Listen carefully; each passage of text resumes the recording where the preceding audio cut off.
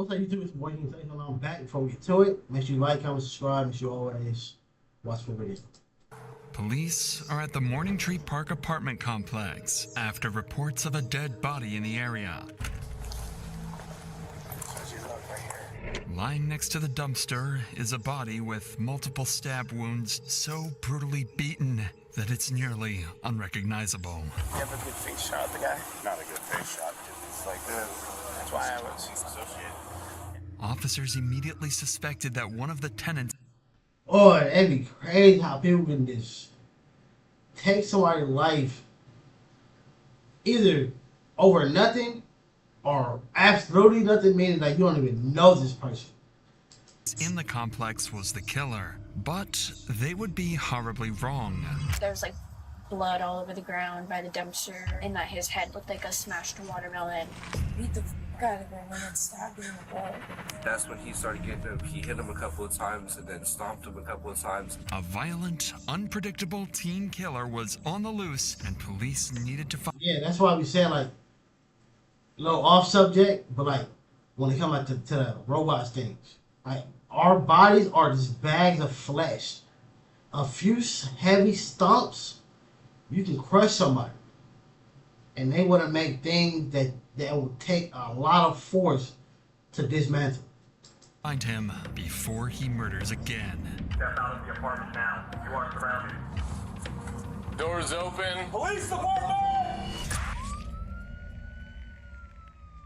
In the early morning of July 30th, 2023, Lakewood police received a call from the Morning Tree Park apartment complex. The caller reported finding something next to a dumpster, describing it as gruesome. Officers were quickly dispatched to investigate. So who was the one that saw him? Who called? You did, sir? Me. So what happened? What did you see? Like, how did this all... Okay, me and her, was kind of like dumpster digging, right? And I see this red stuff, you know, we can have the dumpster. So I went in there, and I see his body in there. While dumpster diving, Ted had come across blood leaking out from under the dumpster. When he looked inside, he found an elderly man lying lifeless, bloodied and beaten until his face was no longer recognizable.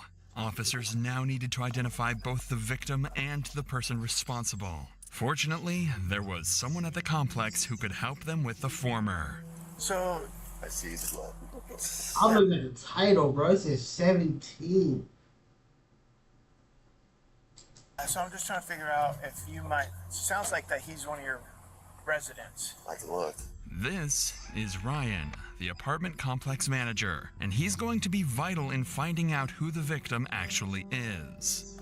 Because we don't have Mikey, right? No, we don't. Okay, so let's... Oh, that's fine. Yeah. For now. So do we recognize this guy? Obviously, it's not the best picture, but... We think you know who he is? Possibly. If I can see the picture again, it'd be better to identify now. How about you just give me the name, I can bring up DOL. He wouldn't be in there. What's that? He wouldn't be in there. Well, I'm sure he'll have some kind of ID. No, You don't think so? absolutely not. Never? No. Okay. He's a really nice guy, actually, though. I mean, I had a relationship with him, you know, like friend-like. He don't even trust like anybody with like social security cards or anything. He won't sign a lease.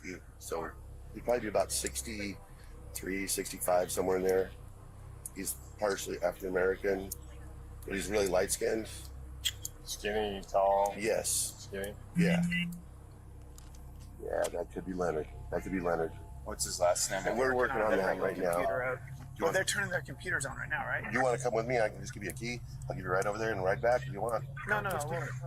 We'll drive over there to go check on it. But yeah, but she's still trying to pull the data. Yeah, but I can pull a key for you and she'll get that. Yep, we'll go check on it. So right. A9, I will meet you over there. The officers finally had a name, Leonard, but that doesn't solve their biggest problem.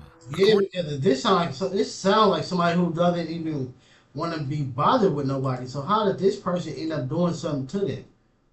Like, did he take a chance and befriend this person and then he did some weird, bro? According to the manager, Leonard suffered from extreme paranoia and refused to have any form of identification associated with the government. Without proper identification, the investigation would soon become a lot more challenging. Still, officers would search their system, hoping something might come up. Find it. Somebody like that in today's time, more likely been arrested before. Couple. We just have to start running them for Any DOL or prior bookings or anything? There's bookings. That's 2019. okay. Now he's dealing with crap too. Okay, we're gonna go to A9 and see if this guy's there. Okay. So Megan, no, do you mind talking to my partner? He's the one that's primary. Okay. We're gonna go check that apartment that you gave us, make sure there's no one in there. But if you want to sit down and hang out, Okay. While officers continued searching the database for possible matches, others went to check the supposed victim's apartment, and with help from the manager, they quickly got the key.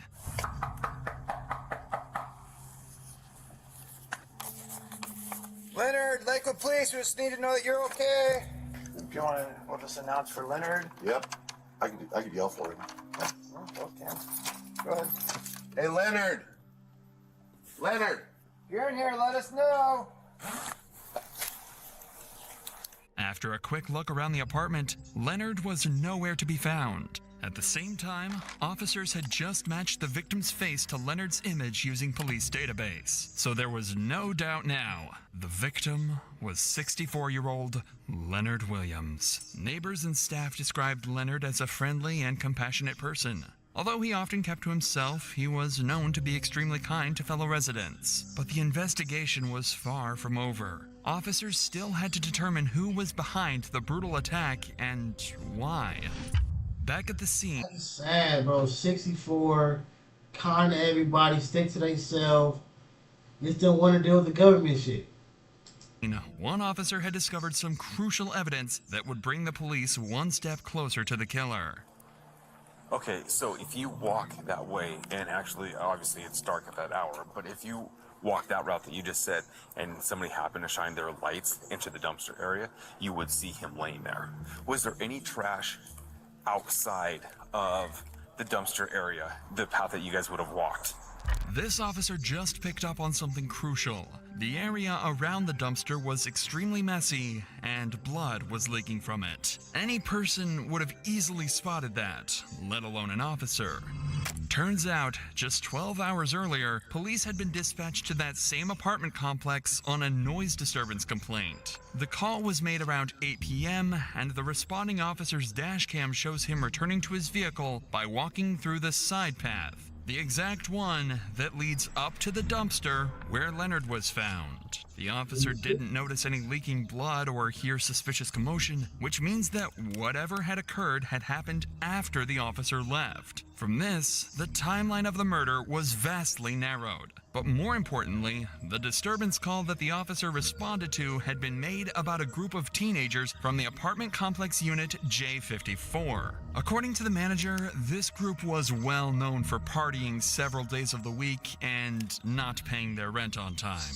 However, little did they know that the police would catch on to what they were doing at last night's party and why there was a dead body just a few feet away from their apartment.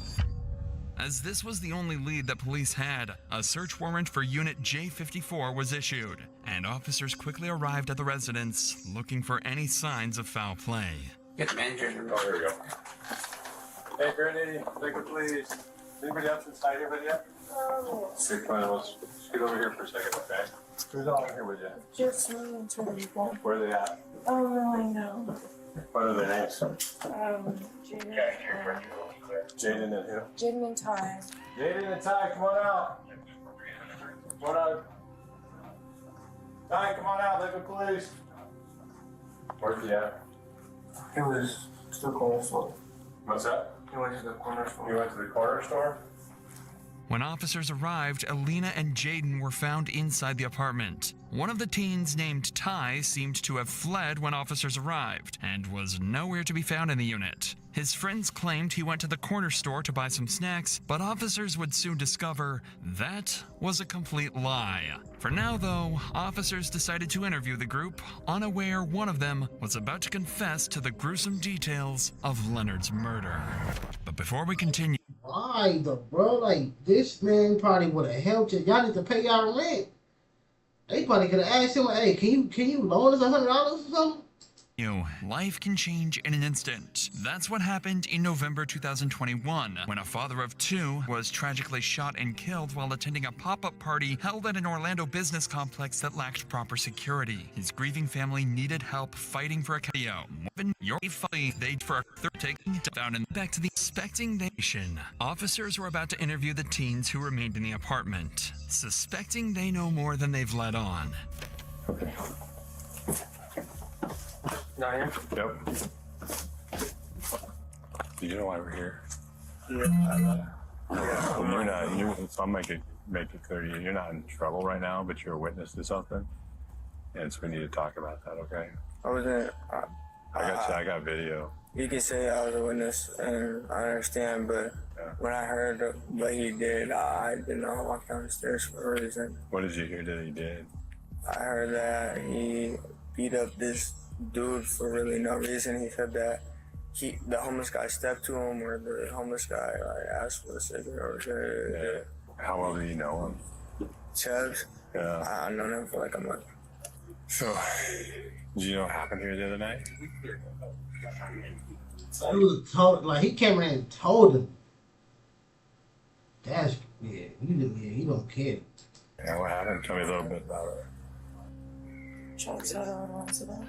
I can't. You gotta. Chubbs had a little incident. Yeah. What was Chubb's incident? By the garbage can. Yeah. You don't know? Well, I know what happened already. Okay. Chubbs just would get mad, and people would say that he would do it, he wouldn't do it, and he'd just go on into do it. But So Chubbs definitely had an anger problem. yeah, when he's drunk, he would get very violent. Okay. He would be very unhappy. The next thing you know, Chubbs flies open the door, and he looks at me, and he's got this smile on his face. He's like, I'm so sorry, but I did something really bad, and I made a big mistake, and I really didn't need to do it. And I go, what'd you do? And that's when his smile completely shut off. So I think he realized, like, he really just took some time. And then he's like, I killed somebody outside. Did he tell you how he killed him? How did he? He beat the fuck out of him and then stabbed him in the throat. This guy is laying down on the side. That's crazy. He didn't.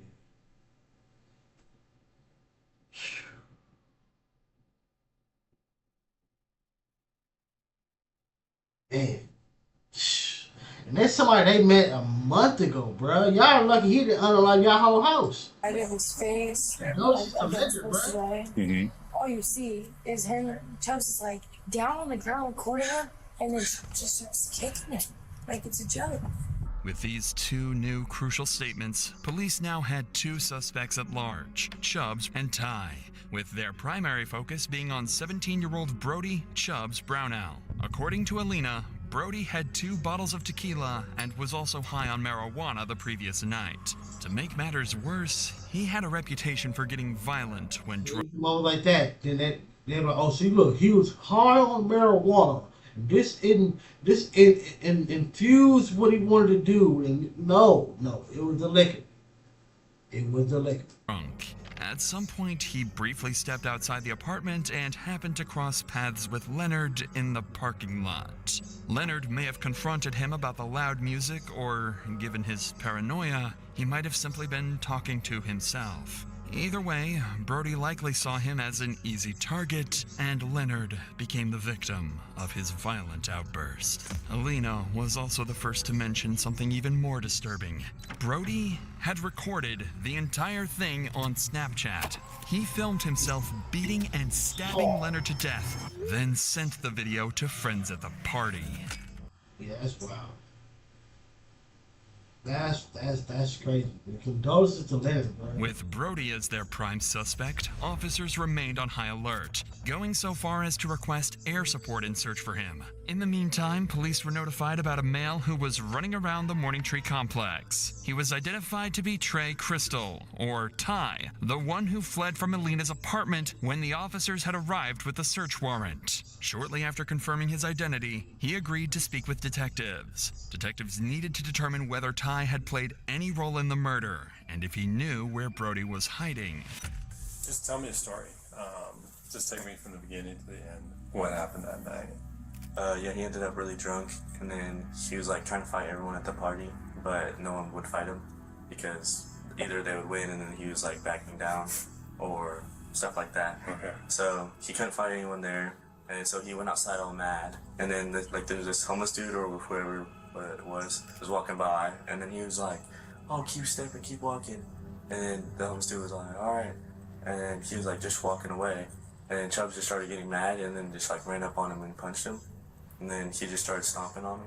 After a minute or two, he went up inside and then he like grabbed the knife and everyone was trying to stop him, but like he was kind of scary with the knife because he was really drunk. According to Ty, he fled the apartment out of fear. Although Ty's statement aligned with those of other witnesses, police couldn't definitively.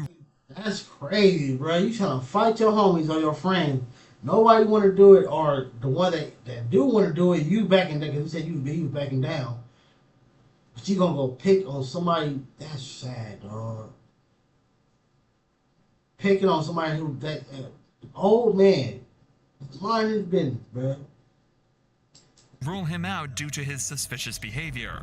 But for now, their priority was finding Brody. While the search was still ongoing, officers interviewed everyone who knew Brody to find out where he might have fled, including two of his best friends, Miguel Ventura and Dakota Johnson. I ended up going, basically there was a party posted up that was over at one of our female friends' Britt's house, and eventually Chubbs, I guess he stormed outside. He got really upset. He was drinking 1800 at the time, like Texas tequila. There was someone standing by the garbage cans, and he got really angry at him because I think they were staring at him. He just got closer to him, and I think the dude yelled something at him, and then he just started swinging on him. I get down the stairs, and then that's when he started getting him. He hit him a couple of times, and then stomped him a couple of times. And by that point, like it was too much. Like it was just a lot. I grabbed him by his chest and everything. I tried to pull him. Was there anybody else that was hitting the guy? Was there anybody else kicking him, hitting him, punching, stomping him? And you had text messages with him shortly after. Can you kind of explain to me about those text messages? It was like the day after he had done it. Okay. He did coke and he beat the crap out of this guy and killed him and stabbed him in the neck. And then there was like blood all over the ground by the dumpster, and that his head looked like a smashed watermelon. He told me that he was just bragging about it, bruh. He was just bragging about it, bro. Like you unalive and beat up somebody who caused no harm to you. Somebody who wasn't even close to being a threat. Like, if you're gonna brag, let it be like somebody tried to get me, and they picked the wrong one. That's something to brag about. Like, yeah, nigga ran up on me, and I bing, bing, bow, bow. I ain't the one. They try to get me from my bike. Bing, bing. Not the one. Not somebody who caused no harm, bro. Somebody who probably would have helped you if you needed it. he tried to put him in the trash can himself, but he couldn't do it. So that's why he stabbed him in the neck. While officers continued interviewing witnesses, Brody had just been located hiding in his family home 40 minutes away in the city of Yelm. A SWAT team quickly descended on the residence, ready to take Brody down if he made any wrong move. All right, hey, you three? Yep. If there's people milling around up front, we're going to detain them right off the bat, so be ready to go hands as soon as they move up. They run or we're letting them run, right? Yeah. All right, we're capped. Bat team's rolling up.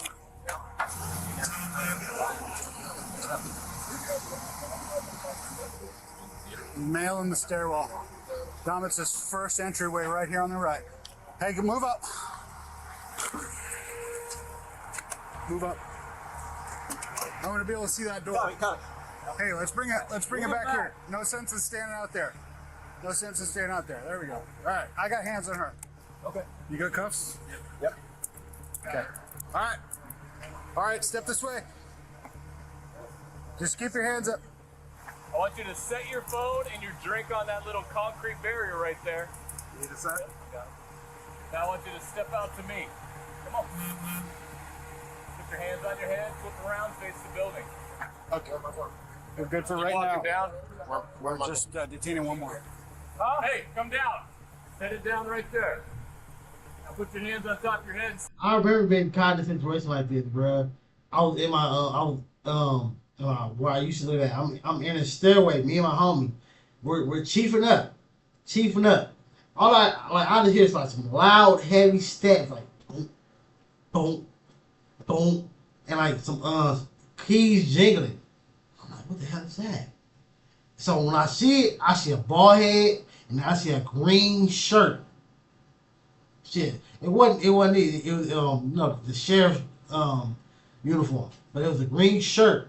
Me and the homie, we both froze like, oh my god. Mind you, we right there chiefing, right? Mind you, they think it's in all the other places. They try to give niggas, take niggas to jail, tickets, all type of things, right? We're right there chiefing up. The cop looked at me and was like, if this ain't got nothing to do with you, I advise you to get up out of here. Nigga, we broke in the house. But we're right outside my door. I don't know why we were sitting in the hallway. That was just dumb. But we're right there. Nigga, instantly broke in the house, bruh. It's the same thing. But this is SWAT, so they ain't going for that. They told me, if you ain't got nothing to do with this, get up out of here. They come down, let's do all this. And nigga, I was in the house. Step over to me. I appreciate your cooperation. I don't know what's going on. So I'm like, what the hell? Brian and Jeff, the first two to come out, were Brody's friends, staying in the apartment with him. The two claimed they didn't have any knowledge of what was going on or why Brody was being arrested. The next one to come out was their primary target, Brody himself. That's crazy.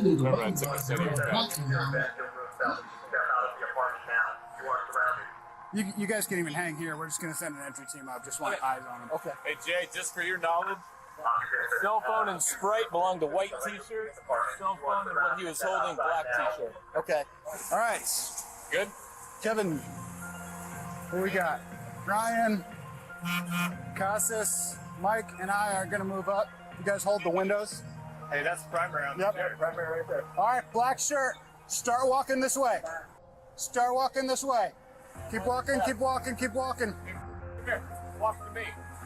Face the building. Put your hands on your head. All right, primary's in custody. Brody was finally escorted from the house and delivered into the hands of justice. He was charged with assault and homicide in the first degree. He had originally pled not guilty, receiving a bail of $1.5 million.